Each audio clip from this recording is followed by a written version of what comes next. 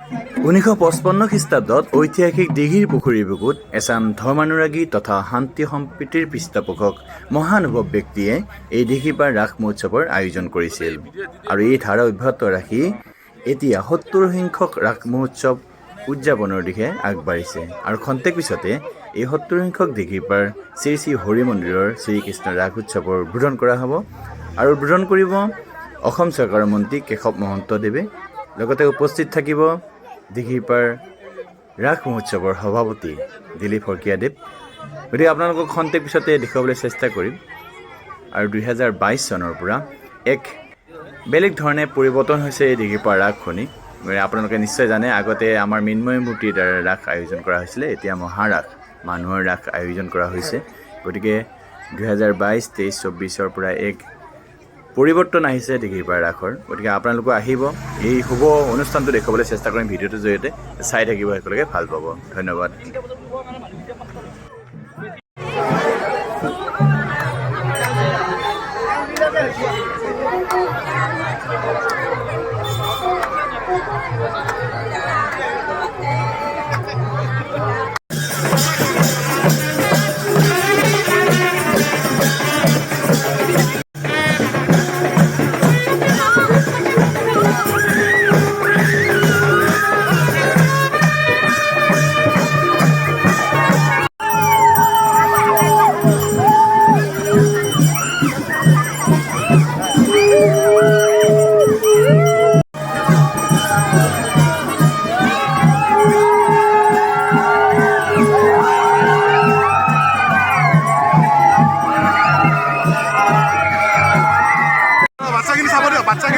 বাচ্চাখিনি চাব দিয়ক।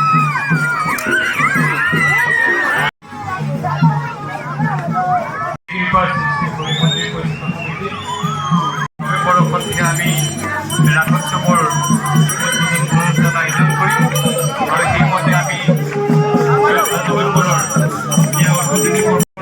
আমাৰ মাজত বহু সময় দিব নোৱাৰিব। সেইকাৰণে ততাতৈয়াকৈ আমি সভাখনৰ পিছত কৰিবলগীয়া কাম আমি আজি মঞ্চৰ অৰ্থাৎ আমাৰ যি মূল মণ্ডপ আছে, মণ্ডপৰ দ্বাৰ উন্মোচনৰ দিশে আগবাঢ়িছোঁ।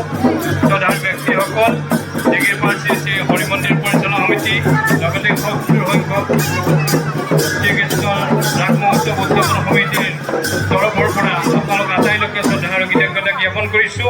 সভাপতি লোকসভা সমষ্টিৰ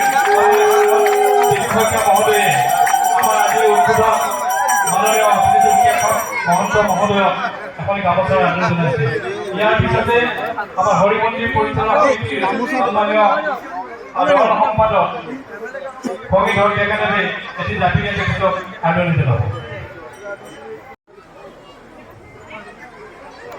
আমি এখনি শৰাইৰে প্ৰদান কৰিছে 70 সংখ্যক শ্ৰী শ্ৰীকৃষ্ণ ৰাস মহোৎসৱ উদযাপন সমিতিৰ সন্মানীয় সভাপতি ধৰ্মদলগুৰি লোকসভা সমষ্টিৰ সন্মানীয় সাংসদ দিলীপ শইকীয়া মহোদয়, লগতে আমাৰ মাজত গুৰুজ্যোতি দাসদেৱ আছে। সকল আমি দিঘিপাৰ শ্ৰী শ্ৰী হৰি মন্দিৰৰ উদ্যোগত 59 বছৰে মঞ্চস্থ হৈছে। সকলোৰে হাত তালিৰে অভিবাদন জনাবৰ কাৰণে আহ্বান জনাইছোঁ।